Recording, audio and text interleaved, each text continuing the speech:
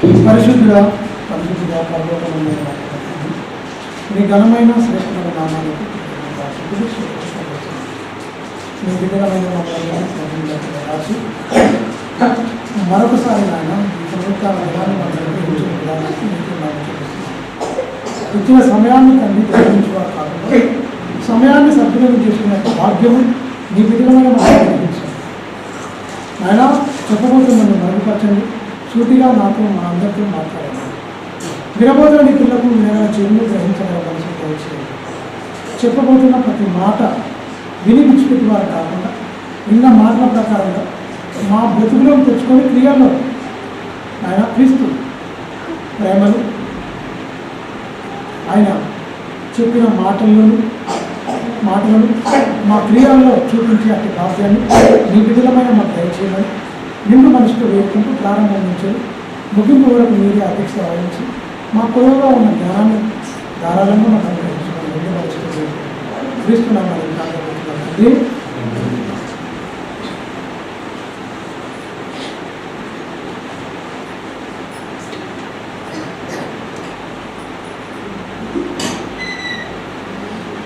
మంచిది. 2024 ముగింపులోకి వచ్చినట్టే ఇవాళ 16 తారీఖు ఇవాళ సండే, నవంబర్ 15 తారీఖు. చూస్తున్నాగానే కాలచక్రమైన దిగులు తిరిగిపోయింది. కాలము, దినాలు, క్షణాలు, గంటలు మన కోసం ఆగదు. మన ఆత్మీయ జీవితంలో ఎలా ఎదుగుతున్నాము, ఎలా ఉన్నాము, ఎలా మన ఆత్మీయ యాత్ర భూమి మీద కొనసాగుతుంది, ఏటి మీద అంటే ఏ విషయాల మీద మనం విజయాన్ని పొందాము, ఇంకా ఏ విషయాల మీద మనం బలహీనంగా ఉన్నాము అనేది ప్రతిరోజు మనం వాక్య మాధ్యమంలో పరీక్షించుకోవాలి. అందువల్ల విన్నా కూడా ప్రయోజనం ఉండదు, చెప్పిన నాకు ప్రయోజనం ఉండదు. చెప్పినట్టు చెప్పినట్టుగా బ్రతకాలి, మీరు విన్నట్టుగా కూడా ప్రతిరోజు పరీక్షించుకోవాలి వాక్యం అనే అర్థం. అందువల్ల వాక్యం అనేది చాలా శ్రేష్టమైనది. మనము దేవుని వాక్యాన్ని చాలా జాగ్రత్తగా మనం చూస్తే ఎలా ఉండాలి, ఎలా వాక్యం చెప్పాలి, ఎలా ఉండాలని ఒకసారి 25వ అధ్యాయంలో కీర్తన గ్రంథం 25:14 వాటి చూసుకొని మన వాక్యాలను వెళ్ళిపోవాలి. మన వాక్యాలను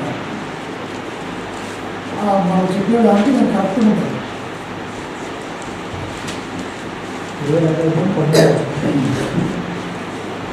యెహోవా మర్మము ఆయన యందు భయభక్తులు గల వారికి తెలిసి ఉన్నది. యెహోవా మర్మము అంటాం. యెహోవా మర్మము అంటే ఆయన గుర్తు తెలియని వాటిని మర్మం, దేవుడి గురించి తెలియని సమయంలో మర్మం. మేము ఆయన మర్మమైనట్టుగా బోధిస్తున్నాము అంటాం. ఎవరు అపోస్తలులు ఒకప్పుడు ఆయన మరుగా ఉండేది, ఇప్పుడు ఆయన ఖచ్చితంగా మేము బోధిస్తున్నామని మనకు 2వ అధ్యాయంలో 6 వచ్చిన మొత్తం ఇస్తాడు. యెహోవా మర్మంగా ఉన్నదండి. యెహోవాకు మర్మంగా ఉన్నవాడు యెహోవా మర్మము. ఆయన ఎందుకు భయభక్తులు కలిగిన వారికి ఆయన తెలియజేసి నేర్పిస్తాడు. ఇది వచ్చింది. ఆయన తన నిబంధనలను వారికి తెలియజేయండి. ఎవరికి యెహోవా యందు భయభక్తులు కలిగి ఉంటేనే ఆయన నిబంధనలు. భయభక్తులు లేకపోతే ఇది మనం కరెక్ట్గా గుర్తుపెట్టుకోవాలి. ఆయన యందు భయభక్తులు కలిగి ఉంటేనే ఆయన నిబంధనలు, ఆయన కట్టడలు, విధులు, ఆయన క్యారెక్టర్ మనం తెలియజేస్తాం. మర్మంగా వాళ్ళు యేసుక్రీస్తు. ఆ మర్మం అనేది లోపల ఇప్పుడు కొత్త నిబంధనలు వచ్చేవారు. ఆ మర్మవాడిని మొత్తం ఆయన వచ్చిండు, బ్రతికిండు, 33 సంవత్సరాలు బ్రతికిండు, మన మధ్య నడిగాడి వెళ్ళిపోయినాడు. పరలోకంలో తండ్రి కృపాక్షంగా ఉన్నాడు. యెహోవా మర్మము. ఆయన ఎందుకు భయభక్తులు కలిగి ఉన్న వారికి ఆయన నిబంధనను తెలియజేస్తాడు, నేర్పిస్తాడు అని చెప్తున్నాడు. అంటే ఎందుకు మరి ఇంతమంది కోట్ల కొద్ది క్రైస్తవులు ఉన్నారు,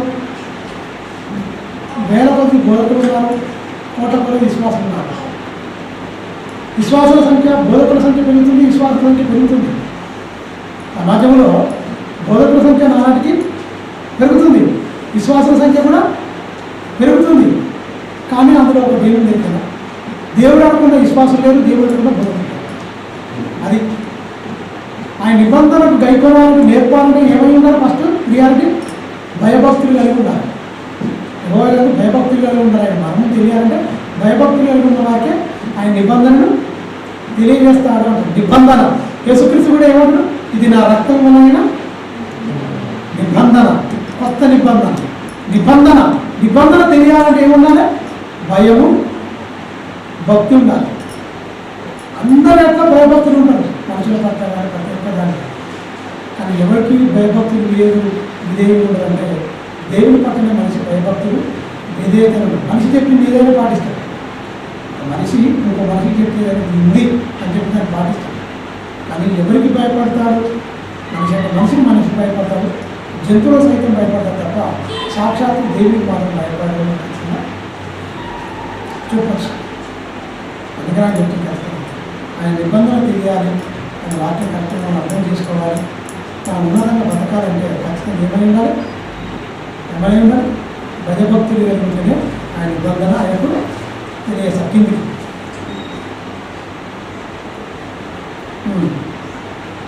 నా కనుదృష్టి ఎల్లప్పుడూ యెహోవా వైపున తిరిగి ఉంది. అంటే నీకేముందా? నీ దృష్టి లోకం దృష్టి ఉంటే లోకంలో కావాలని కోరుకుంటారు. నా కన్ను దృష్టి యెహోవా, నా దృష్టి ఎల్లప్పుడూ యెహోవా వైపునకే తిరిగి ఉన్నది. ఇది ఆత్మ సంబంధం.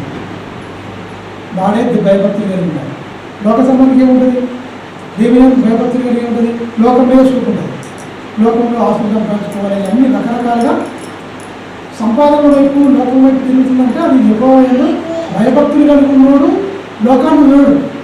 యెహోవాయందు భయభక్తులు కలిగి ఉన్నవాడు లోకాన్ని చూడడు. భయభక్తులు కలిగి లేనివాడు లోకాన్ని చూస్తాడు. లోకం కావాలనుకుంటాడు. భయభక్తులు కలిగి ఉన్నవాడు బలిష్టమైన చేతికింద దీని మనసు కలిగి ఉండి ఆయన వైపే చూస్తుంటాడు. ఎందుకంటే భయభక్తులు కలిగి ఉన్నవాడు ఇచ్చేవాడు కావాలనుకుంటున్నాడు. భయభక్తులు లేనివాడు ఇచ్చేవాటి మీద మనసు వస్తుంది. ఇచ్చేవాటి అంటే అర్థమైంది, క్షయమైన వస్తువుల మీద మనసు పెట్టుకుని ముందుకెళ్తానని నాకు ఖచ్చితంగా చెప్పచ్చు. అందువల్ల బైబిల్ అర్థం కావాలంటే పరిశుద్ధులకు యథార్థాలు కూడా ఉండేవారికి, మరి ముఖ్యంగా ఆయన ఎందు నమ్మకంగా ఉండేవారికి అని చెప్పచ్చు. చూడండి సామెతలు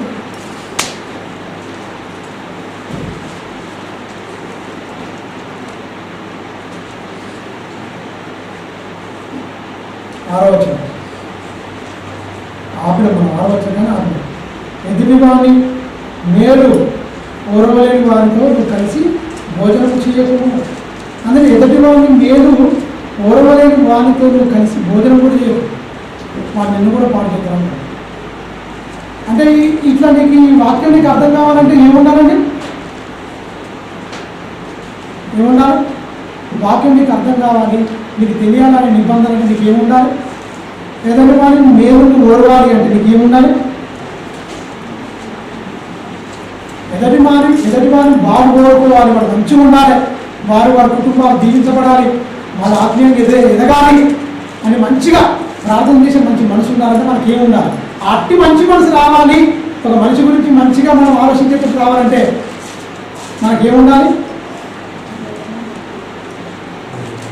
యెహోవాయందు భయభక్తులు కలిగి ఆయన మర్మము తెలియజేస్తాడు, ఆయన నిబంధనను వాళ్ళకి తెలియజేస్తాడని చెప్తుందా లేదా?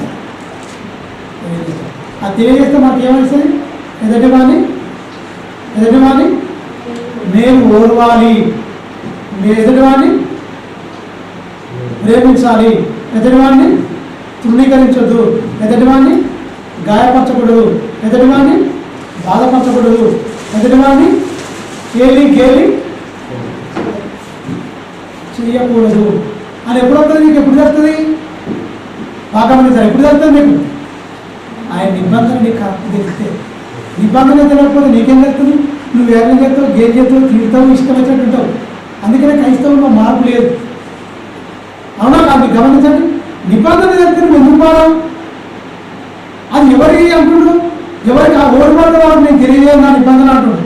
మరి ఎవరు తెలుస్తూ తెలియజేస్తున్నాడు ఆయన? మరి అందరు చదువుకుంటున్నా, అందరికంటే వాడు చదువుకుంటాడు వాళ్ళు వాక్యంతో. నా ఆత్మతో వాడికి అర్థం కాదు. ఆత్మ సంబంధమైన సంగతులు ఆత్మ నేర్పు మాటలతోనే సరిచూసుకోండి అన్నాడు. ఆత్మ నీలో ఉన్నాడు, నీకేమున్నాను? యెహోవాను ఇంకా చెడుతనాన్ని విసర్జించాలి, మంచితనాన్ని ఆత్తుకొని ఉన్నారని బైబిల్ బోధ.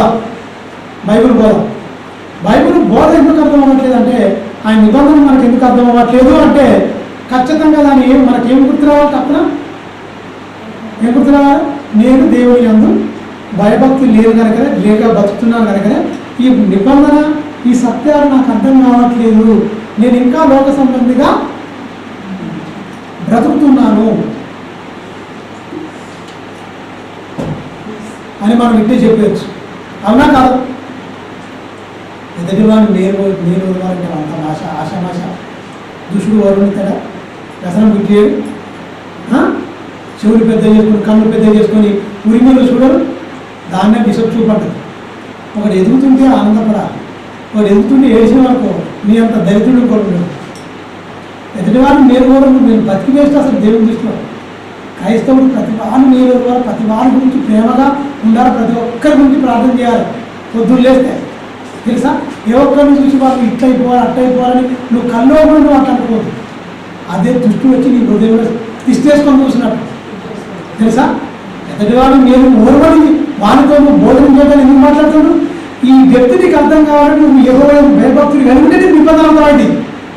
ఈ అర్థం కాకుండా మనం అదే పని చేస్తున్నావు అంటే అదే పని చేస్తున్నాడు అర్థమైంది.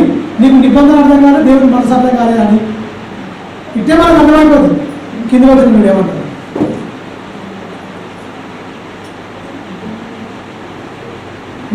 కిందికి వచ్చాను, 6వ వచనం కిందలే. నీ రుచిగల పదార్థములను వారి రుచిగల పదార్థములను ఆశింపకము. అటు వాడు అధ్యాయం 23వ అధ్యాయం 7వ వచనం 23:7. సామెతల గ్రంథము 23:7. 6 అట్టివాడు తన అంతర్యంలో చూచుకునేవాడు. తినము తాగము అని అతనితో చెప్పునే కానీ అది హృదయంలో నుండి వచ్చి మాట కాదని ఇది ఎవరు తెలుస్తుంది? ఈ పాట నీకు అర్థమైతే తప్ప నీ మనసు మాత్రం తెలుసా. వాడు అది తింటే ఓర్వలే కొంతమంది తెలుసా. క్రైస్తవులు కూడా అంతే. నేను చెప్తున్నా, ప్రతి క్రిస్మస్ పండుగ భోజనం కింద కూరలు పెట్టి 1 వీక్లో ఉంది. ఈసారి క్రిస్మస్ పండుగ మనం దగ్గరే ఉంటుంది. నచ్చట్లేదు. తింటూ ముద్దుచుకుని చపాటి అయిపోతుంది తప్ప ఎవరికి అన్ని పెడుతుందా? నిలబెడతా ఓడ వస్తుందా? ఒకడన్నా అన్ని వస్తుందా? మనం వస్తుందా అండి? ఎవడొక్కలేడు. నువ్వే తింటే నువ్వే ముద్దుచుకొని చపాడబోతుంది. 30,000 ఏం ఖర్చు అండి? నేను చెప్పిన దైవజనం చెప్పిన, సరే చూద్దాం తీయాలి. అలా సరే చెప్పిన జయకుమార్ ఆయన చెప్పిన అలా మనకు ఎందుకన్నా ఈ పరిశ్రమ వేస్ట్ అవుతుంది అన్న అంత పసలు అలా మనకి పరిశ్రమ వేస్ట్ అవుతుంది. అసలు బట్టలు పంపుతాం, డిమార్ట్లో పోదాం, వచ్చి షాప్లో పోదాం. బట్టలు పంపిస్తే చాలా మంది బీదలు ఉంటారు, పెద్దవాళ్ళు ఉంటారు. అది పంచిన మనకు తింటారు చూసుకుంటే అయిపోయింది, మర్చిపోతారు. ఒక బట్ట ఇచ్చిందంటే వాళ్ళు ఎప్పుడు గుర్తుంటారు. దేవుడు ఏమన్నారండి అని. ఈ తిండి నీ ఇక తింటాడు ఇక్కడ తింటాడు. తిండి గురించి కాదు ముఖ్యంగా, కానీ బట్టలు అందరు పెట్టేది నువ్వు అది పెట్టి కుదరదు అంటే చేద్దాం అట్టే కలిసిపోయి ఎక్కడ కాయలే ఈసారి అంటే దానివల్ల ప్రతిఫలం లేదు. గొడవ అవుతుంది, వీళ్ళే తింటుంది, వీళ్ళే ఏం చెప్తున్నారో అర్థమవుతుంది. దానివల్ల న్యూస్ అనేది అర్థం అనిపించలేదు. అందువల్ల ఎందుకు యేసుక్రీస్తు పుట్టినరోజు కాదు గ్రాండ్గా చేశాడు, ఆయన సమాధి పునరుత్థానం ప్రకటించారు. ఫుల్ గాస్పల్ ఏంటి అంటే పుట్టుక, పెరగడం, చెప్పడం, శిలువ మీద మరణించడం.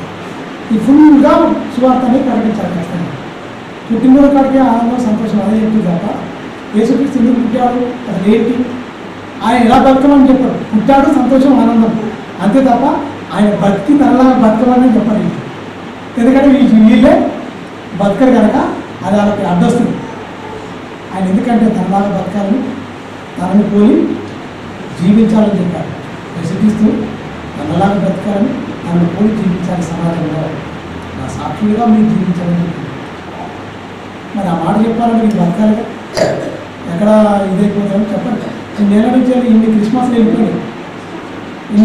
వెళ్ళిపోయినాయి, ఆ క్రిస్మస్లో ఉన్న పండుగలో ఉన్న పరమాత్మ కూడా తెలుసుకోక ఏదో పండుగ చేసుకుని కొత్త పాట చేసుకుని తిరుగుబాటు చేసుకుని చుట్టాలు పిలుచుకుంటూ ఆనందం వీరానందపడడం తప్ప నిన్ను బట్టి ఏనాడని దేవుడు ఆనందపడ్డాడు. ఒక్కరోజు తాము సెట్ చేసుకుని అయిపోయింది. ఆయన లోకంలో జన్మించాడు. మనం నూతనంగా జన్మించాలని ఎవరైనా ప్రశ్నించుకుంటారు. ఇప్పుడు కొత్తగా జన్మిస్తే తప్ప దేవుని రాజ్యంలో ప్రవేశించిన నికోదేముతో చెప్పినది. ఆయన పుట్టినకే లోకంలో బాగా యేసుక్రీస్తు పుట్టిండు, పెరిగిండు, పెద్దయిండు, సర్వలోకానికి రక్షణార్థంగా ప్రాణం పెట్టి వెళ్ళిపోయిండు. సంతోషం. మరి నువ్వు పుట్టి నువ్వేం చెప్తావు చెప్పు. అది కావాలి కదా. నీ పుట్టిన నువ్వే సంతోషపడతావు, ఆయన పుట్టినందుకు నువ్వే సంతోషపడతావు. సంతోషం మాత్రం మరవాడు, తిండి మాత్రం మరవాడు. ఇది ఎక్కడ కదా. అంటే అన్నింటిలో సంతోషం వెతుకుంటున్నావు తప్ప నన్ను బట్టి ఏమైనా దేవుడు సంతోషించినని ఏ ఒక్కరు ఆలోచిస్తలే.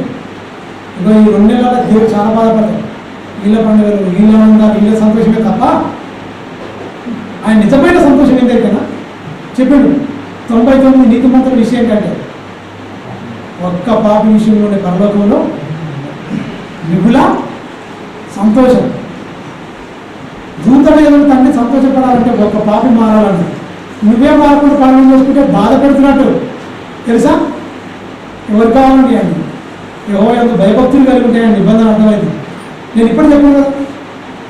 నిబంధన అర్థం కాకుండా క్రైస్తవులు పెరుగుతారు, విశ్వాసం పెరుగుతారు, బోధకులు పెరుగుతారు, రాత్రి సెలబ్రిటీలు అయిపోతారు, మొత్తం చెప్తున్నారు. దానివల్ల నువ్వు లౌక్యంతో చెప్తారు. నీ స్వనిత్వం వాక్యం చెప్తున్నావు తప్ప ఆత్మను ఆధారం చేసుకుని ఎక్కడ చెప్తున్నాను. ఏది నీతి, దేవుని నీతి ఏది? దానివల్ల అనేది వెలిగేది ఇక్కడ అదే చెప్తాడు. మంచి మాట. ఆంతర్యం లెక్కలు చూసుకుంటాడు వాడు, తిరుమూత రాగమని చెప్తాడు. కానీ వాడి హృదయంలో వాడు లెక్కలు చూసుకుంటాడు వాడు. అది మాట హృదయం నుంచి వచ్చింది కాదు, మాట హృదయం నుంచి వచ్చింది కాదు అని ఈ మాట నీకు కరెక్ట్ అర్థమైతే కదా. ఇలాంటి పనులు మనం ఉన్నాం. అమ్మో నా దేవుడు చాలా అందరూ మేలు ఇవ్వాలి, అందరికీ మంచి కడుపులో పెట్టాలి. ఏం చేసినా సరే మనం ఎంత తినాలనుకుంటో అలా పెట్టాలన్నాం. కానీ మన సభల విషయంలో చాలా బాధ అయిపోయింది. మనం ఏ సభలో కూడా కడుపు అన్నం పెట్టాం, వంటలు రుచిగా చేసినాం, మంచిగా ఇన్ని సభలు పెట్టాం, ఇంత మంచిగా చేసినాం. మనం పెద్ద సభ అన్నట్టే కానీ ఒకరు కడుపు అన్నం తిన్నాం.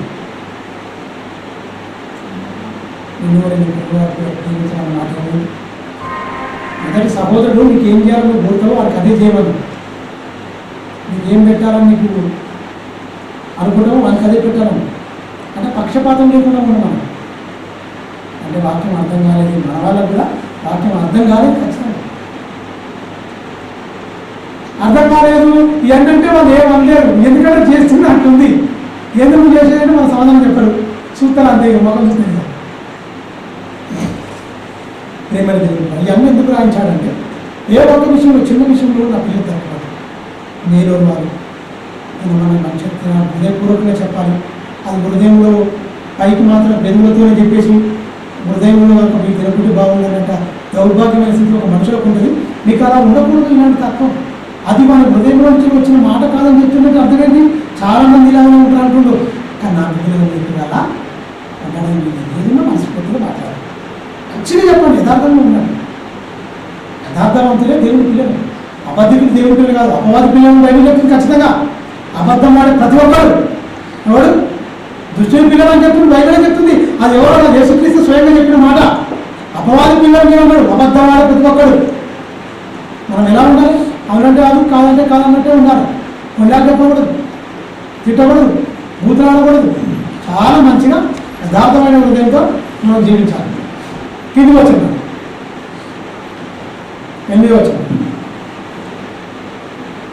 23:8 నీవు తినను నీవు తినను తిన్నదానికి కక్కివేయదు.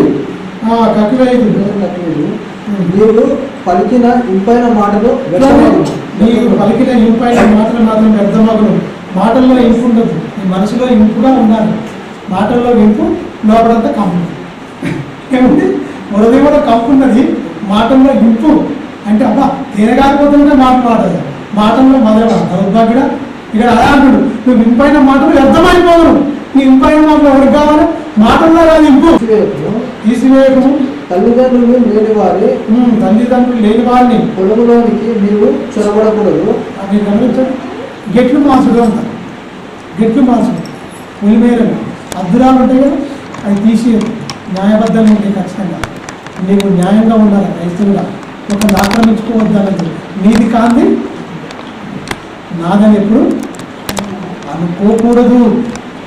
పురాతన పొలిమేలు ఉంటాయి, పొలిమేరలు మార్చకూడదు, తీసేయకూడదు. అద్దులుంటే తెలుసా? పొలాలు అద్దులు, నాకు అద్దు, అంతేకాదు ఇంత జరగద్దు అసలు. తెలుసా? మీకు ఎంత ఉందో అంతే. అరపీటు పీటు జాగ్రత్త అవసరం లేదు. తెలుసా? అన్నమని చెప్తున్నాను, అన్నమని చెప్తున్నాను. ఇద్దరు అన్నదమ్ములు మొత్తం గొడవపెట్టుకోడు, జాగాన్ని గొడవపెట్టుకోడా, అలివని గొడవపెట్టుకోడా, చాలా ఇదైపోయాడు. పెద్దవాళ్ళు జ్ఞానంగా ఆలోచించాడు. అందరు చూస్తుంది నేను దేవుని పిల్లలు కదా, పొలకన్నా తలకన్నా జాగించాను. అడిగింది ఒకట, ఇవన్నీ తీసుకో తమ్ముడు, నువ్వే తీసుకున్నాను. ఎమ్మటే వాక్యం గుర్తొచ్చి తమ్మిడి దగ్గరికి తమ్మిడి ఇవన్నీ తీసుకొని కాగితాలు మొత్తం చేశాను, అన్నీ చేశాను. వద్దు, మనం దేవుని నామానికి కలంకం దేవుడు. ఈ జాగ్రత్త గురించి మనం ఎందుకు బంధాన్ని బలహీనపరచుకోవడం, దేవుని నామాన్ని కలంకపరచుకోవడం అంతమే తీసుకున్నాడు. తమ్ముడు ఎమ్మటే స్వామి అయిపోయాడు. అన్న అలాగే నేను అలా అడగలేదు, అందుకోసం కాదు అన్న ప్రేమను చూసి తనలో ప్రేమ ఉపయోగించింది. కఠినపరచుకోలే, ఇది అది అది ఇది అనుకున్నాలే. ఇగో తీసుకురా, నువ్వే తీసుకున్నా, ఏదో ఆశ్చర్యపోయాడు తమ్ముడు. అన్నలో వచ్చే ప్రేమకు మార్పు తీసుకొచ్చి క్రియలలో తీసుకోమనే కాదు, కార్యాలు తీసుకొచ్చి పోగా తీసుకున్నా. కొద్దిగా నాకు బంధం నీతో ఉండడం ముఖ్యం. నాకు జాగ్రత్తని నువ్వు గొప్పరా. జాగ్రత్త కోసం మనం గొడవపడి గొడవ పడుతూ అన్నిలో కూడా మనము అపాస్పాలు కావాలి. అన్నమాట ఆ జ్ఞానం ఉండాలి ఖచ్చితంగా. ఏమంటే ఒకటైపోయి దేవుని జ్ఞానపరిచి మీకు చెప్పేటట్టు లేదు. అది కాదు ఇట్లా అనుకోలే అన్నా అంటే ఒకటి మార్పు ఏమైపోతుంది, పక్కన కూడా మారుతుంది. మనమే కఠినంగా ఉంటే పక్కన ఏడు మాత్రం చెప్పండి, తగ్గాలి. తెలుగులో ఒక మాట ఉందా, వాడు తెలుగులో కాబట్టి నేను తెచ్చుకోలేదు, ఆడు మారదా? ఆడు జిందగిన మారడాడు, అది అసలు మారడిగా. ఇంకా కఠినంగా అయిపోతాడు, నీ మీద ఏమని చేస్తాడు, తిరుగుబాటు చేస్తాడు. పులిమేరలు కూడా నువ్వు పెద్ద పురాతన పులిమేరలు నువ్వేమాత్రం మార్చుకోవాలి, చేయకూడదు. అసలు తల్లిదండ్రులు ఉంటారు, చూసుకుంటారు. అయితే అలాంటి వారిని కనికరించాలి. అసలు వాళ్ళ నాటికే వెళ్తాను, వాళ్ళ పొలం నా స్థలమున్నా నువ్వు కనికరించాలి. వాళ్ళ నాటి నువ్వు ఏమాత్రం పోవడానికి వీలేదు. ఇవన్నీ ఏంటి? నైతిక విలువలు. మనిషి ఈ విలువలు, నైతిక విలువలు కలిగి జీవించవలసిన ఎథిక్స్ చెప్తుంది ఇక్కడ. అరే నువ్వు ఇలా ఉండాలి, నీకు ఇలా జీవించాలి. ఒక క్రైస్తవులు ఉన్నాయని క్రైస్తవులు కబ్జాలు చేసుకుంటున్నారు. ఏం చేస్తాం మరి గమనించండి. బైబిల్ చెప్తుంది లేదు, క్రైస్తవులు పాటిస్తుంది లేదు. అందుకని మనం ఫస్ట్ చదువుకున్నట్టుగా ఆయన నిబంధన మొత్తం తెలియాలంటే మనం ఏముండాలి? భయభక్తులు కలిగితేనే ఆయన నిబంధన వారికి తెలియజేస్తాడు. లేకపోతే నిబంధన మూసేస్తాం. అది మర్మంగానే ఉండిపోతుంది. నీ మనోనేతలు మూయబడతాయి. కథ మనం దృష్టిలోమైపోతుంది తప్ప విశ్వాసులుగా మనం మారం. అవిశ్వాసులనే ఉంటాం. కింది వచ్చిన వారి విమోచకుడు బలవంతుడు, వారి విమోచకుడు బలవంతుడు. ఆయన వారి పక్షంలో నీతో వాద్యం ఆడుతున్నాడు. దేవుడు రాజ్యంలో దిగిపోదట. తల్లిదండ్రులు లేని వాళ్ళ పక్షాన, పొలిమేరలు మార్చితే అమాయకుల పక్షాన వాళ్ళ విమోచకుడు బలవంతుడు. మనుషులు కాదు విమోచించేది, వ్యాజ్యం అనేది. సాక్షాత్తు అట్టి వారి పక్షంగా నేనుంటా. దేవుడు దిగిపోతాడు అని ఉండడాన్ని వారి పక్షంగా నేను వ్యాజ్యం ఆడుతా అంటుంది దేవుడు. అంటే నీతిగా ఉండమనుకో, నీకు డబ్బు లేకపోయినా దేవుడు అంటే నీతి పక్షంగా నీవుంటే నీ పక్షంగా ఉండటం, నీతి పక్షంగా నువ్వు ఉంటే నీ పక్షంగా ఉండటం. అప్పుడు దేవుడే నీ పక్షాన నువ్వు నడిపిస్తాడు, ఆయన బలపరుస్తాడు. తెలుసా?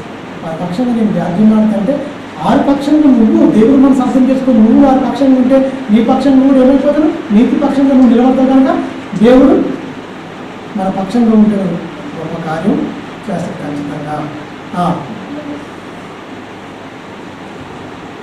ఉపదేశం మీద మనసు ఉంచును, చూడండి, ఉపదేశం మీద నీ మనసు ఉంచును, తెలివిగల మాటలకు చెవియొద్దు. ఏమంటుంది? ఉపదేశం మీద మనసు ఉంచాలి అంటున్నాడు. ఉపదేశం మీద మనసు.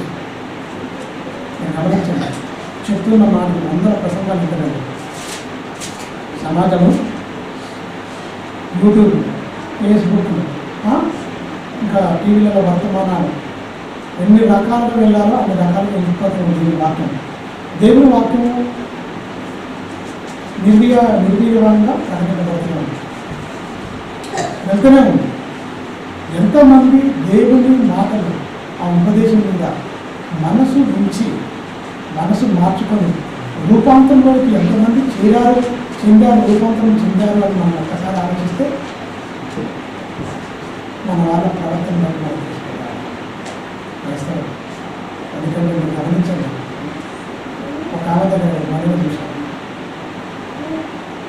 అలవాళ్ళలో ఉంది.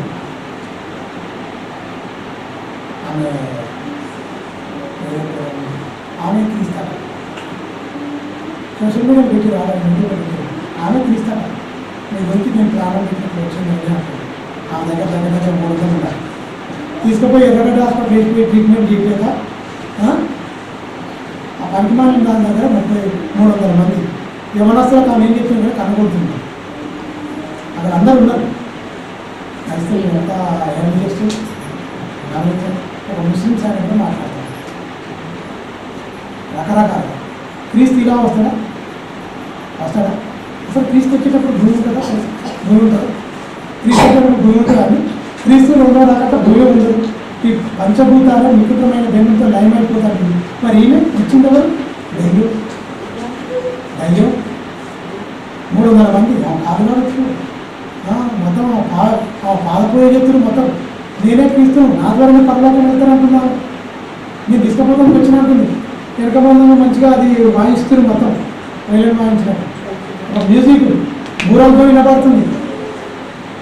నేనే తీసుకుపోతా, నేనే మార్గం, నా ద్వారానే మీరు ప్రాణం పెట్టాను. ఏదో పిచ్చి పిచ్చి మాటలు మాట్లాడుతూ ఏదో నవ్వుకుంటా ఏదో చేసుకుంటా ఎట్లా ఉండదు. ఉపదేశం మీద శ్రద్ధ లేని వాళ్ళందరూ గుంపు కూడా ఏం చెప్తున్నాను? భజన చెప్తున్నారు. మొత్తం సికింద్రాబాద్లో రంగం ఉంది తెలుసు కదా, నష్టం కూడా మోనాలి రంగం పెడుతుంది. రంగం ఆమె మాట్లాడుతుంది, భవిష్యత్తు చెప్తుంది. భవిష్యవాణి అంటే ఆమె చెప్పే భవిష్యవాణికి ఈమె చెప్పేదానికి తేడా ఉంది తెలుసా? భవిష్యవాణి చెప్తుండదు. బోనాల పండుగ ఫస్ట్ అక్కడనే జరుగుతుంది. లస్కర్ బోనాలు అన్ని సికింద్రాబాద్ జరిగితే రంగం నిర్ణయించి కార్యక్రమం చెప్తూ ఆమె అక్కడ నిలబెట్టి తీసుకొచ్చి చెప్తుంటుంది. మొత్తం అమ్మ వర్షం పడ్డా, అమ్మ మంచిగా తగ్గిందా అని రకరకాలు అడుగుతుంటారు, చెప్తుంటారు. మీరు గమనించండి.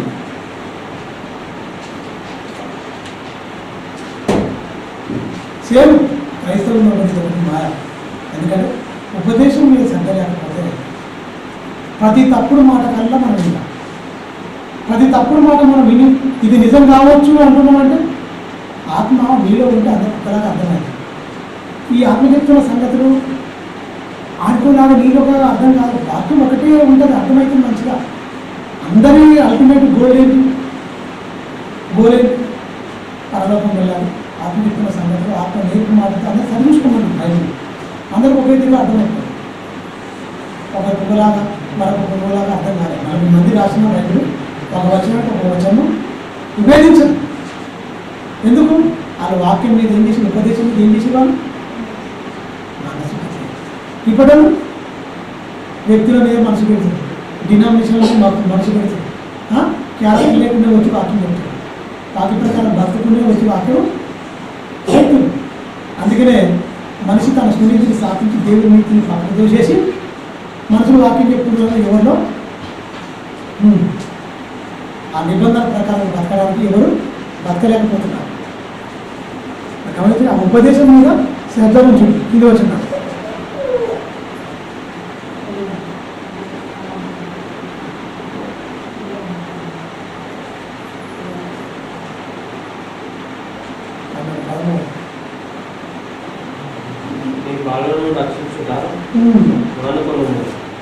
ఏమంటుంది? 12 వచ్చి నీ బాలుని శిక్షించుట మానుకొనకు, బెత్తముతో వాడిని కొట్టిన ఎడల వాడు చావకుండా బెత్తంతో వాడిని కొట్టని ఎడల పాతాళమునకు పోకుండా వాని ఆత్మను నీవు తప్పించగలవు. ఇక్కడ ఏమంటాడు? పిల్లల మీద అతి ప్రేమ కూడా పనికి రాదని బెత్తంతో కొట్టి చేయడమే పడుతుంది. ఎప్పుడైనా శీతులు కొట్టవలసిన బెత్తం వాడని తండ్రికి కుమారుడు ఏమవుతుంది? విరోధి. మాట వినకుండా విశ్వాస భ్రష్టుల్లో పిల్లలందరూ యవనస్తులందరూ చేరిపోతున్నారంటే లోపం ఎవరికంటే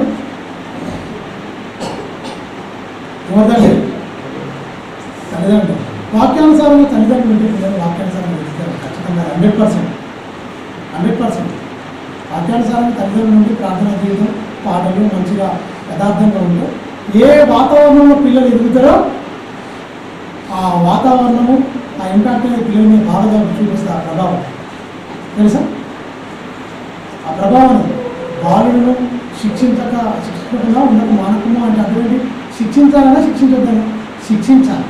శిక్షా దండన ఏం చేస్తుంది? మూఢత్వం, పిల్లలో ఉన్న మూఢత్వం ఉంటుందిగా పారదోలుతుంది అంటే పిల్లలను కూడా పెంచుకోవాలి. నేను ప్రేమించి మీ గర్భాలను అంటే మీరు దీవించి పిల్లలు మీ ద్వారా తీసుకొస్తే పిల్లలు మీరు ఏం చెప్తారు? నా గురించి చూస్తారా, నా గురించి మీరు బతకాలి, నా గురించి మీరు చెప్పాలి. మీరు బ్రతుకుతూ చెప్తే పిల్లలు ఎదుగుతారు. పిల్లలు కూడా మీరు ఇలా బతకమని చెప్పి మీరు ఎదగకపోతే, మీరు దేవుళ్ళు ఉండకపోతే పిల్లలు ఎదుగుంటారు. ఏ చెట్టు విత్తితే, ఏ విత్తనం విత్తితే ఆ ఫలమే పాలిస్తే అంతే. ముళ్ళక పండ్లు ద్రాక్ష పండ్లు వస్తామా? పల్లెరు చెట్లలో అంజూర పండ్లు తీస్తామా? అసంభవం. మన పిల్లలు మనలో చూసే పూలు నడుస్తారు. మన పిల్లలు మన ఎదిగే ఉంటారు. మన చెడ్డవారయ్యండి, మీరు చెడ్డవారయ్యండి, మీ పిల్లలు మంచి ఈవెంట్ ఉన్నారు, మీరే చెడ్డవారయ్యండి. చేపను అడిగితే రాత్రి ఇస్తారా అది చెప్తున్నాడు. రొట్టెని అడిగితే మీరు రాత్రి ఇస్తారా? చేపను అడిగితే మీరు పాములు ఇస్తారా? చేపను అడిగితే చేపలు ఇస్తారు, మీరు రొట్టెని అడిగితే రొట్టెనే ఇస్తారు కదా. మీరే చెడ్డవారయ్యండి, పిల్లలు మంచి ఈవులను ఎరిగి ఉన్నారు కదా, మరి మీరు దాన్ని అంతకంటే మంచి ఈవులు ఇస్తారు కదా అని మతేశ్వ మాత్రం కనుమధ్యం ఉపయోగించారు. ఒకసారి చూడండి మన క్యారెక్టర్ గురించి చెప్పారు. మనకి కొద్దాం మతేశ్వ 12వ అధ్యాయం.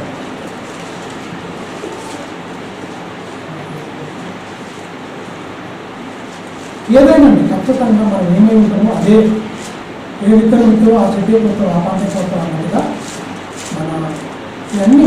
ఎందుకంటే నా పిల్లలు నేర్చుకోవాలి, నా నిబంధన వాళ్ళకి అర్థం కావాలి, అర్థమైన దాని ప్రకారంగా జీవించాలన్నది దేవుని ఉపదేశ సారం. మత్తయి 12వ అధ్యాయం. మత్తయి సువార్త 12వ అధ్యాయం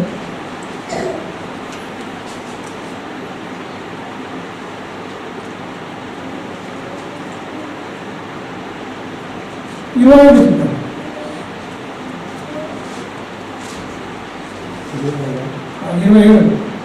నేను యేసుక్రీస్తు నిందిస్తుంటాను, నిబంధనగా నిందిస్తాను. నేను బయలుజాబుల వలన దయ్యములను వెళ్ళగొట్టుచున్నాను. వెళ్ళగొట్టిన ఎడల మీ కుమారుడు ఎవరి వలన వెళ్ళగొట్టుచున్నారని యేసుక్రీస్తు ప్రశ్నిస్తున్నాడు. యేసుక్రీస్తును చాలా మాట్లాడుతుంటూ పై వచ్చిన చదువుకున్న తర్వాత అని బాధపడుతూ చెప్తుంటాడు. నేను బయలుదేరి వల్ల దయ్యములను వెళ్ళగొట్టుచున్న ఎడల మీ కుమారులు ఎవరి వలన వెళ్ళగొట్టుచున్నారు, కాబట్టి వారే మీకు తీర్పులై ఉన్నారు. మీ కుమారులు మీకు తీర్పులై ఉన్నారని చెప్తున్నా. దేవుని ఆత్మ వల్ల నేను దయ్యములను వెళ్ళగొట్టుచున్న ఎడల నిశ్చయముగా దేవుని రాజ్యము మీ వద్దకు వచ్చి ఉన్నది. ఒకడు మొదట బలవంతుని బంధింపని ఎడల ఎలాగో అతని సామాగ్రి దోచుకొనగలడు. అంటే వాడు బలవంతుడు ఉన్నాడు. ఆ బలవంతుని బంధిస్తే తప్ప వాడి ఇంట్లో దొరబడి సామాగ్రి ఉండాలంటే వానికంటే బలవంతుడు ఉన్నాడు. ఇప్పుడు వెళ్ళేటోడు వీడు బలహీనంగా వాడు కొట్టి చెవిని పోస్తాడు. అందువల్ల వాడి ఇల్లుని దోసుకోవాలి అంటే ఏమైనా వాడిని బంధించాలి. వాడిని బంధిస్తే ఆ ఇంటి సామాగ్రి మొత్తం దోసుకోవడానికి బాగుంటుంది. ఇది ఎవరి గురించి చెప్తున్నాడు? సాతాను రాజ్యం గురించి. అసలు ఎట్లా నేను దేవుడి రాజ్యంతో దేవుడి ఆత్మతో వెళ్ళగొడుతున్నాను. మీరేమంటారు? దాన్ని బయలుదేరిన వాళ్ళు వెళ్ళగొడుతున్నారు. ఈ దయ్యం పట్టిన వాళ్ళని నన్ను ఎలా చేస్తున్నారు, నిందిస్తున్నారు. దయ్యానికి దయ్యాన్ని వెళ్ళగొట్టు అంటే సాతాను రాజ్యం పడగొట్టుకుంటా కూడగొట్టుకుంటా. రాజ్యం ఎలా గురించిన ఈ సందర్భంలో అంటారు సాతాను తన రాజ్యం కూడగొట్టుకోదు, అలా పోకుండా దాని రాజ్యం నిలవదు. దాని రాజ్యాన్ని బాగా కట్టుకుంటుంది. అది ఎవరితోనే కట్టుకోవడం లేదు, మనతోనే కట్టిస్తుంది. మనుషులైన మీతోనే కట్టింది. వాళ్ళ రాజ్యం కోటలు వీటిని పాలించడానికి కూడగొట్టడానికి నేను వచ్చిన. ఆ కూడగొడుతున్నాను మీరేం చెప్తున్నావు? ఆ రాజ్యాన్ని బాగా కట్టి కూడగొడుతున్నాను ఏం చెప్తున్నావు? నువ్వే కడుతున్నావు రాజ్యాన్ని, నువ్వు ఉల్టా మీరు మాట్లాడుతున్నట్టుగా యేసుక్రీస్తు బాధలు చెప్తున్న సందర్భం ఆ కింద వచ్చిన.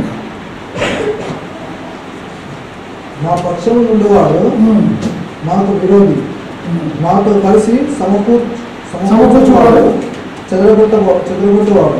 కాబట్టి నేను మీతో చెప్పినది ఏమనగా మనుషులు చేయు ప్రతి పాపము దూషణలు వారికి క్షమింపబడును, కానీ ఆత్మ విషయమైన దూషణకు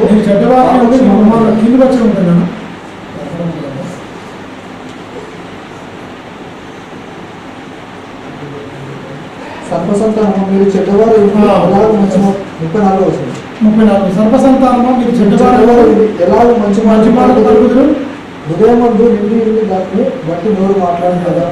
మీరు చేపను అడిగితే రొట్టెని చేపనిస్తారా?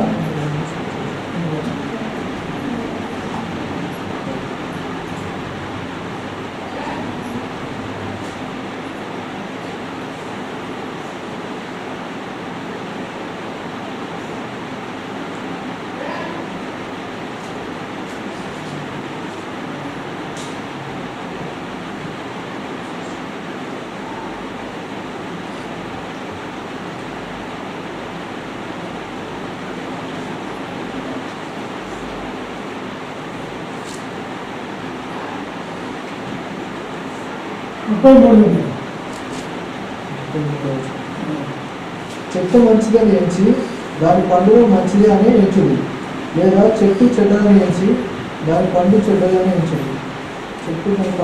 చెట్టు అయినా పండు అయినా దీని మొత్తం దేని గురించి అంటే మనిషి గురించి చెప్తుంది. నేను మంచి వాదన ఉండాలి, మంచి మాటలు పలకాలి, హృదయం గురించి చెప్పాడు.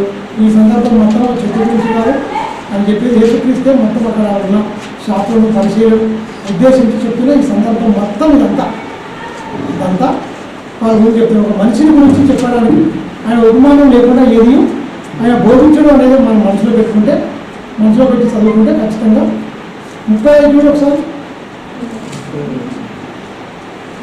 35 సజ్జనుడు తన మంచి తండ్రి నుండి సబ్మిషన్ అంటే మంచి హృదయమైన సబ్మిషన్ తెచ్చును, సజ్జనుడు తన చెడ్డ తండ్రి నుండి దుర్విషయాన్ని తెచ్చును. నేను మీతో చెప్పిన ఏమనగా మనుషులు పలుకు వ్యర్థమైన ప్రతి మాటను గురించి విమర్శించిన ముందు లెక్క చెప్పవలసి ఉంది. మీ మాటలను నీతివంతుడని మీ మాటలు బట్టి నీతివంతులను తీసుకుంది, మీ మాటలు బట్టి అపరాధం తీసుకున్నది.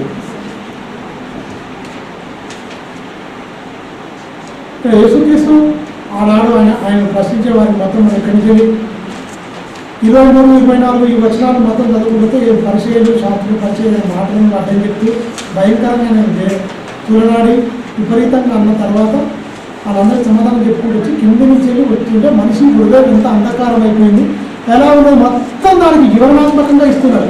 5 వచనాలు వాళ్ళు చెప్తున్న సందర్భాన్ని మొత్తం క్రోడీకరించుకొని సమాజానికి అర్థమయ్యే రీతిలో ఈ 30 నుంచి వచనాల నుంచి మొత్తం చెప్పుకుంటూ వస్తుంటారు. మొత్తం వచనాల నుంచి అన్ని చెప్పుకుంటూ వివరణాత్మకంగా చెప్పుకుంటూ వచ్చిన తర్వాత లాస్ట్కి ఇక్కడ చెప్తాడు యోనా సందర్భం చెప్తాడు. మొత్తం విచారమైన వారు చెడ్డతనం వారు సూచక్రియలను అడుగుతున్నారు.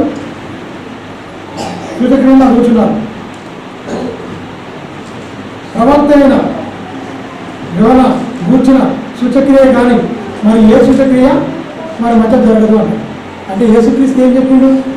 వాళ్ళు అడిగిరు అన్ని చెప్పారు, ఒకే ఒక సూచక్రియ ప్రపంచానికి అనుగ్రహిస్తాను. అది ఏ సూచక్రియ అంటే ఆయన యోనా 3 రాత్రులు ఎక్కడ ఉన్నాడు? తిన్నుదని కడుతూ ఉన్నాడు. మనిషి కుమారుడు ఎక్కడ ఉంటాడు? దీనికి ఎలా వక్రీకరించి పెట్టినా విన్నదా? తిమింగలం కడుపులో యోనా ఎలాగైతే బతికినాడో యేసుక్రీస్తు కూడా బతికే ఉన్నాడు. అలా చెప్తుంది కొంతమంది. అలా బతుకుంటే యేసుక్రీస్తు గొప్ప గమనించండి. యోనా చనిపోలే. నేను పాతాళం నేను మొదలుపెడుతున్నానంటే ఆయన పాతాళం కాదు. ఆ తిమింగలం కడుపులో పోయిన తర్వాత ఎక్కడ కూడా అర్థం కాదు. ఆ నాచంతా మొత్తం పట్టుంటుంది. తెలుసా ఆయనకంతా? ఆయన అర్థం కాదు. అలా ప్రార్థన చేస్తే ఆయన నేను పాతాళం ఉన్నాయేమో ఇట్లా ఉన్నట్టున్నాను ఆయన మొదలుపెట్టుకున్నాడు. ఆయన నువ్వు ఎక్కడికి వెళ్ళమను? నినివే పట్టణానికి వెళ్ళమంటే తార్సీసు ప్రయాణం వెళ్ళిపోతుంటే ఆ ఓడ మీద పెద్ద గాలి తుఫాను మొత్తం రప్పించే వరకల్లా ఎవరి నిమిత్తం ఇంత సంబంధించిన వాళ్ళందరూ చీటీ వేస్తే చీటీ యోనా పేరు మీద వస్తుంది. నువ్వు ఎక్కడ వాడు, నీ జనమైంది, నీ దేవుడేది అని అడుగుతారు. ఇదంతా నా నిమిత్తం వచ్చి నన్ను ఎత్తి సముద్రంలో పడేయమన్నప్పుడు ఒక తిమ్మింగం వచ్చి నిమ్మేటప్పుడు తిమ్మింగడానికి ఆజ్ఞాపిస్తాడు. యోనా బృందం ఆ సందర్భం అంతా అక్కడ ఉన్నదాన్ని ఇక్కడ క్రోడీకరించి ఇక్కడ యేసుక్రీస్తు ఆ సందర్భం అంతా చెప్తాడు. చెప్పుడు అసలు మీరు సూచక్రియ మీద మహత్కారం మీద బ్రతకండి. ఒకే ఒక సూచక్రియ ప్రపంచానికి ఉంటుంది. అది మరణ సమాధి పునరుత్థానం. అది అందరికీ ఆధారమై ఉంటుంది. ప్రథముడిగా నేను లేస్తా ఖచ్చితంగా. ఇక మీ నిరీక్షణకు ఆధారము సమాధిలో నుంచి వెళ్ళి లేవడము, నా సశరీరము అంటే మహిమ దేహంతో మీరు నన్ను చూస్తారు. ఇక ప్రపంచానికి ఆధారమై ఉన్న నేనే అన్నట్టుగా ఒకే సూచక్రియ ఉంటుంది. తప్ప మీకు ఏది అనుగ్రహింపబడదుగా అని చెప్పేసి యేసుక్రీస్తు. అంటే చెడ్డ హృదయాలు కోరుకునేది ఇదే. ఎందుకు ఇదంతా ఈ యేసుక్రీస్తు ఎక్కువ హృదయంలో ఏముంటుంది? లోక సంబంధం అంటే లోకమే అడుగుతాడు. అందుకనే సజ్జనుడు దుర్జనుడు. సజ్జనుడు అంటే మంచివాడు, దుర్జనుడు అంటే చెడ్డవాడు. సజ్జనుడు తన ధన నిధులు అంటే సద్విషయం చెప్తాడు. దుర్జనుడు తన చెడ్డ ధన నిధులు అంటే దుర్విషయం చెప్తుంది. ఈ ధననిధిగా మారిపోయింది ఏదంటే మానవ హృదయం. అంటే హృదయం నిండిన బట్టే ఎవరు మాట్లాడును అన్నారు. ఈ మాటలన్నీ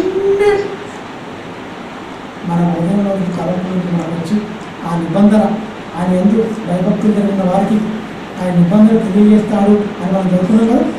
25 14 ఆ వచనాలు ఆ నిబంధన మనకు తెలియాలంటే ఎప్పటికీ గుర్తుండిపోయేటట్టుగా నోట్లో చెడ్డ మాట మన నోటి నుంచి దాటకుండా ప్రతి దాని మీద ఆధిక్యతగా మనం ఉండాలంటే ఖచ్చితంగా దేవునికి దాసుడుగా ప్రతి దాని మీద ఏరుగా ఉండాలంటే నీ దేహం మీద నువ్వు ఏమై ఉండాలి?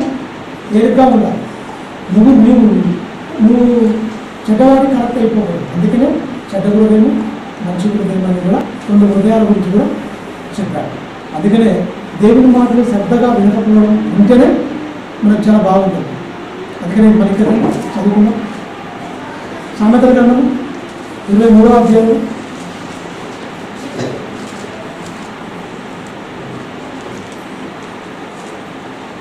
సామెతల గ్రంథం 23వ అధ్యాయం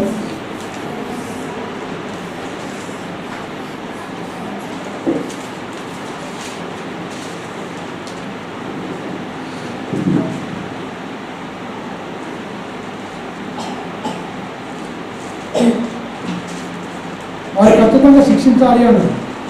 శిక్షించాలి. పిల్లలు కంపల్సరీ శిక్షించడం మానుకోకుండా బెత్తంతో వాడు కొట్టిన వాడు చావకుండా పాతాళంలో పోకుండా వాడి ఆత్మను నువ్వేమంటాను తప్పించదు. నా కుమారుడా నీ హృదయంలో జ్ఞానమును మీరు గమనించండి. నా కుమారుడా నీ హృదయంలో జ్ఞానము నీ హృదయంలో లభించిన ఎడలా ఏమంటుంది? నా హృదయంతో కూడా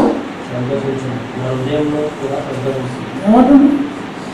నీ హృదయంలో జ్ఞానం లభించిన ఎడల ఒక జ్ఞాన హృదయంతో నువ్వు ఉంటే, సద్విషయంతో నువ్వు ఉంటే, సత్సంబంధమైన మంచి మాటతో నువ్వు ఉంటే, చెడిపోకుండా నీ హృదయం దుర్విషయములతో నీ హృదయం నింపకుండా సద్విషయంలో నీ హృదయంలో ఉంటే ఏమంటుంది? దాన్ని బట్టి నేను సంతోషిస్తాను చెప్తాను. నేను సంతోషిస్తాను. నీ పెదవులు యథార్థమైన మాటలు పలుకుట విని నా అంతర్యంత్రములో ఆనందించున్నాను. చూడండి, నా అంతర్యంత్రం ఏమంటుంది? ఆనందించడం. చూడండి, దేవుడిని సంతోషపెట్టండి ఎలా అని మనం ఆలోచిస్తే దేవుని మనసు అర్థం కావాలి.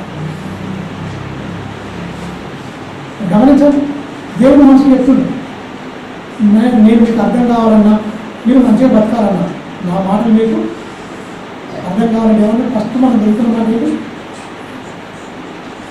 యెహోవా నిబంధన మర్మము మీకు అర్థం కావాలంటే ఏమండు? ఆయన ఎంత భయభక్తులు కలిగి ఉన్న వారికి ఆయన నిబంధనను తెలియజేయను. ఆయన నిబంధన తెలియజేస్తాడు. ఎవరి మీద ఉంటే ఆయన కళ్ళు చూస్తే వాళ్ళు ఆ నిబంధన కనుక కళ్ళు ఎవరు వెతుకుతాయి? భయభక్తులు కలిగి నిబంధన తెలుసుకున్నవాడు దేవుని వెతుకుతాడు, పైన ఉన్న వాటిని వెతుకుతాడు. దేవుని వైపు చూస్తే ఆ కళ్ళు, ఇచ్చే దేవుడిని చూస్తే ఇచ్చిన వాటిని చూడాలి ఆ కళ్ళు.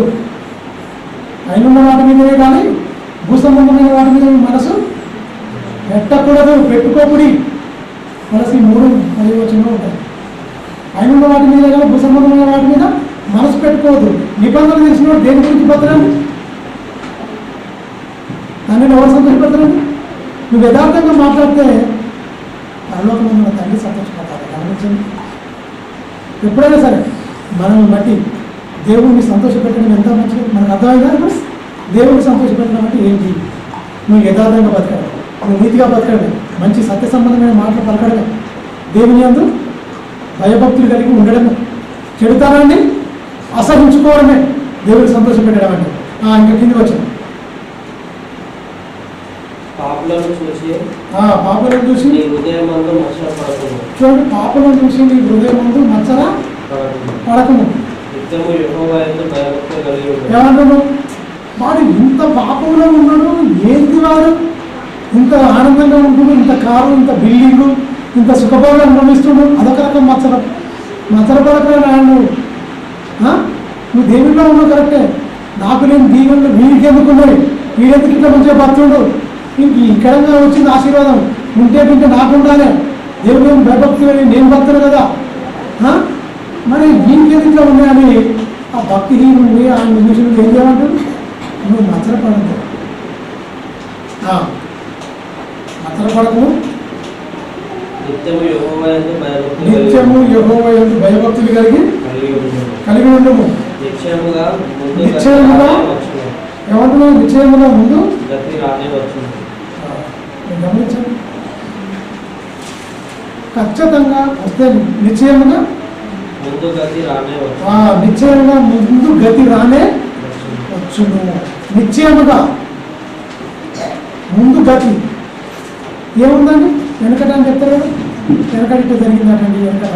అందుకే నేను గమనించాను, బండ్లు ఓడలు బండ్లైతే ఉన్నవాడు లేనివాడు అయిపోవచ్చు, లేనివాడు ఉన్నవాడు అయ్యే పరిస్థితి చాలా ఉంది. అందువల్ల ఎవరిని తక్కువ అంచనా వేయకూడదు. ఉన్నవాడు వస్తున్నాయని కాదు, లేనివాడు అందరినీ ఒకే సమానంగా చూసే దృష్టి కోణం మీకు ఉండాలి. దృక్కోణం, మంచి దృష్టి కోణం మీకు ఉండాలి అన్నది దేవుడు చెప్తున్న మంచిస్తున్నారు. ఇంకెవరు నీ ఆశ భంగము కానేరదు, చూడండి, నీ ఆశ భంగం కానేరదు నా కుమారుడా, నీవు విని జ్ఞానము నీవు జ్ఞానము తెచ్చుకొను, నువ్వు విని జ్ఞానము తెచ్చుకొను. నీ హృదయమును యథార్థమైన త్రోవయందు చక్కగా నడిపించుకొను. హృదయమునట యథార్థమైన త్రోవయందు చక్కగా నడిపించుకొను. ఉందా? యథార్థమైన త్రోవలు ఉన్నాయా భూమిలో? ఉన్నాయా? యథార్థమైన త్రోవలు అంటే దేవుని మాటలు, చక్కని మాటలు, అంటే ఆయన మాట ప్రకారం మనం జీవించాలి, ఉండాలి. నేనే మార్గం, నేనే సత్యం, నేనే జీవం, నా ద్వారా తప్ప ఎవడు తండ్రి దగ్గర రాడు. ఆ మార్గం వెళ్ళాలి ఖచ్చితంగా. త్రోవలు చక్కగా యథార్థమైన త్రోవలను వెళ్ళాలి ఖచ్చితంగా. చక్కగా నడుచుకున్నాం. ఇక్కడ చెప్తున్నాడు 20వ వచనం, ద్రాక్షారసము త్రాగువారితో నెలను, మాంసము హెచ్చుగా తినువారితో నెలను సహవాసము చేయకూడదు. ఏమంటుంది? క్రైస్తవులకు ఆజ్ఞపూర్వకంగా చెప్తున్నారు, తిండి మీద ఆశ హెచ్చుగా మాంసం తినేవారితో నువ్వేమంటున్నా? సావాసమే చేయాలి. అంటే దేని మీద మన ఆశ, మన కోరిక దేని మీద ఉండాలండి? అందుకే మొత్తం మనం ఏమి ఉండాలి వాటి మీద ఉండాలి. అందుకనే అక్షయమైన ఆహారం ఉండాలి కదా, ఉండాలి మనసులో తప్ప క్షయమైన ఆహారం కాదు. క్షయమైన ఆహారం పెట్టి అక్షయమైన ఆహారం ముసుగులో క్షయమైన ఆహారం పెట్టి మత్తులను చేసి పంపిస్తూ ఆ తిండికి బానిసలను చేసి చర్చిలు నింపేసుకుంటారు తెలుసా. చర్చిలో నింపుతారు. ఇక్కడేమన్నా హెచ్చుగా మీరు మాంసం తిని మాత్రం సావాసము చేయకూడదు అని చెప్తున్నారు. అలా సావాసం చేస్తే ఏమైతే నాకు చెప్తుంటారని ఇందులో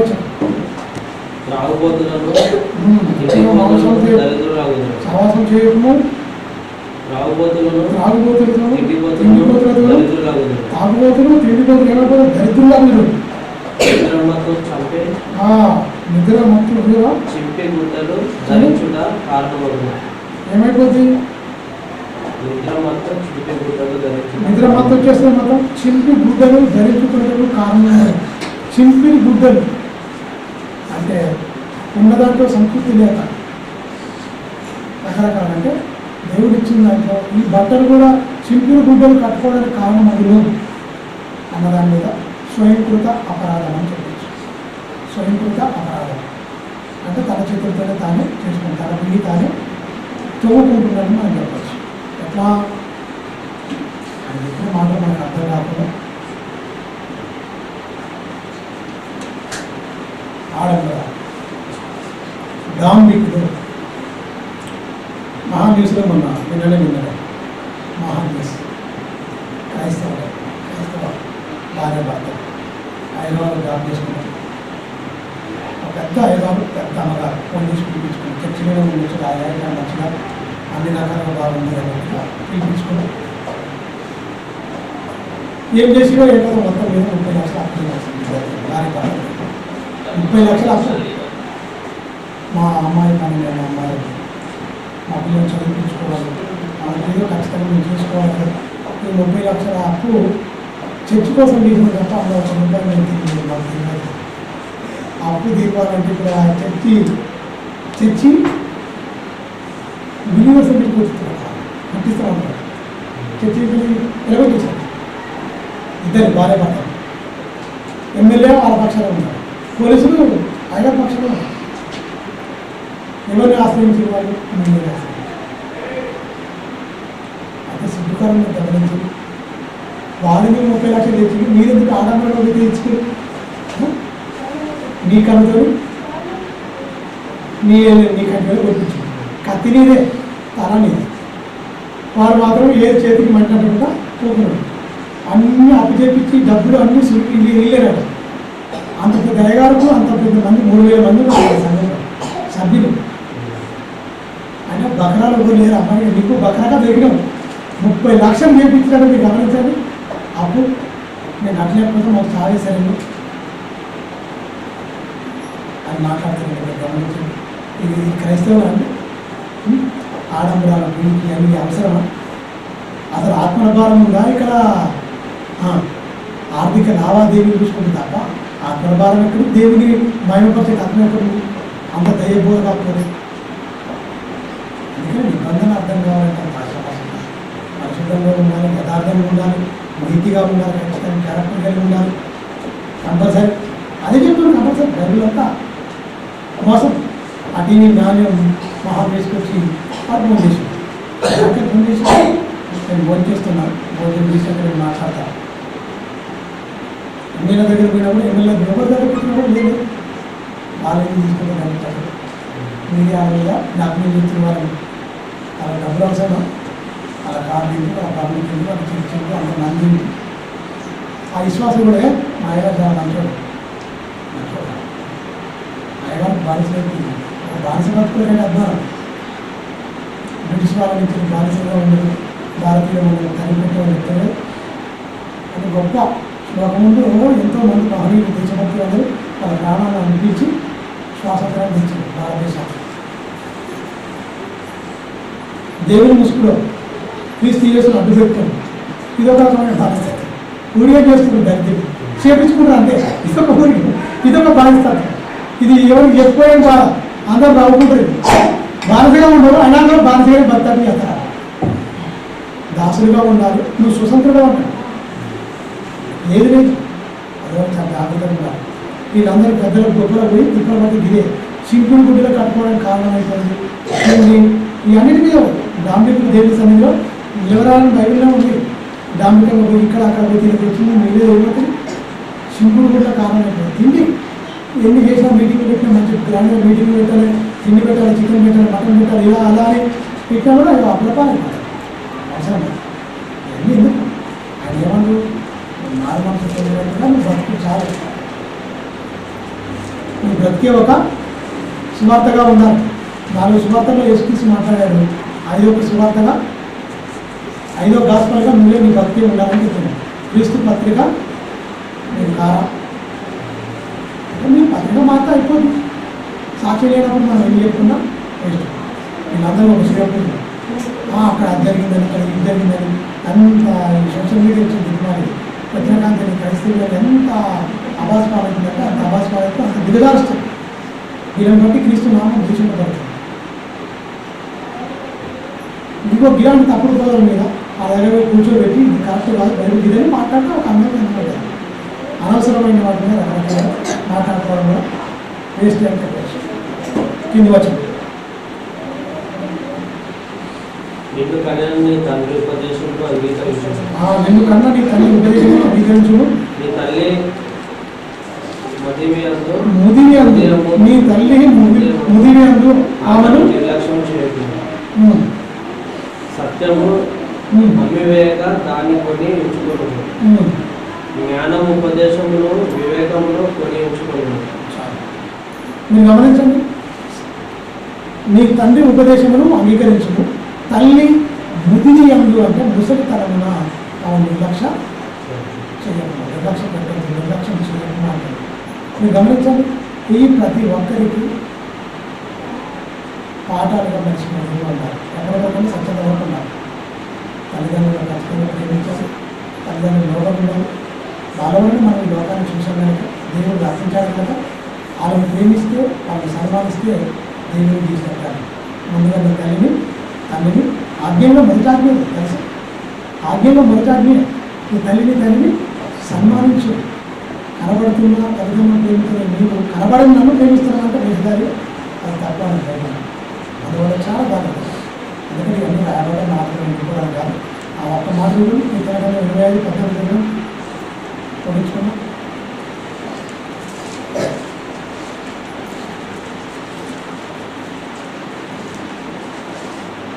కీర్తనగ్రంథం 25-14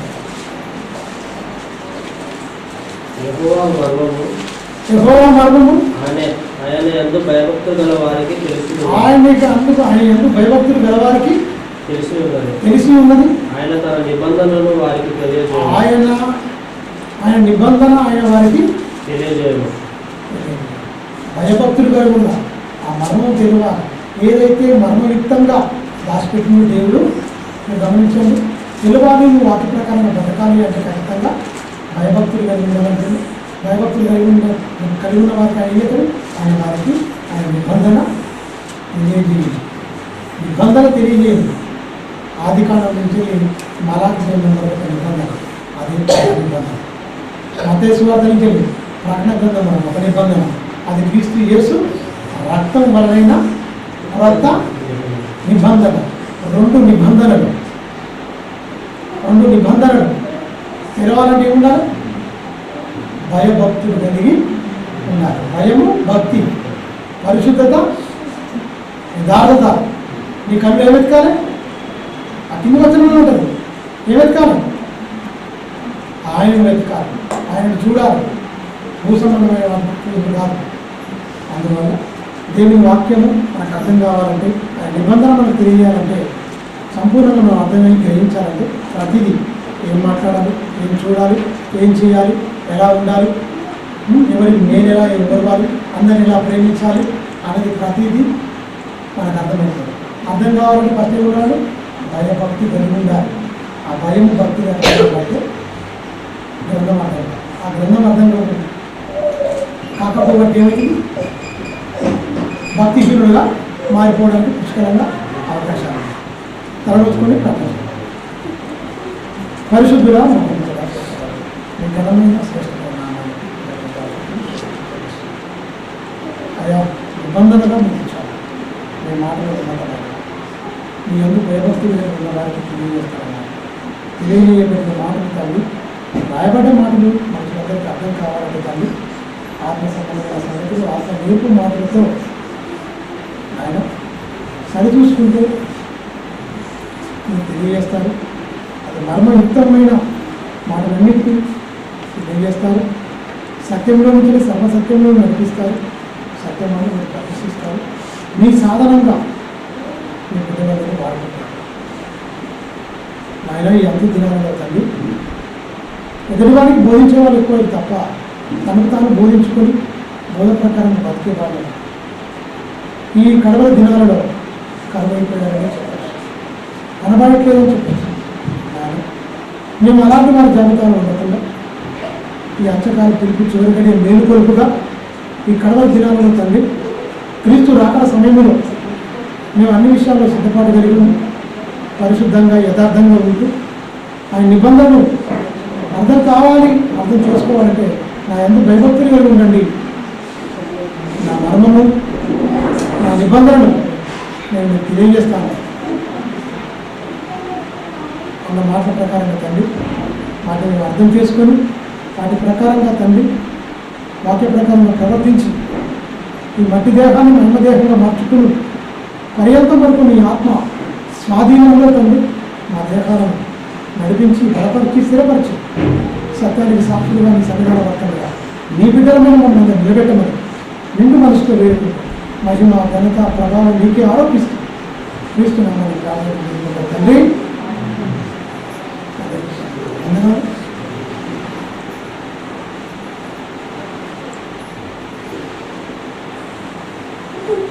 వాళ్ళ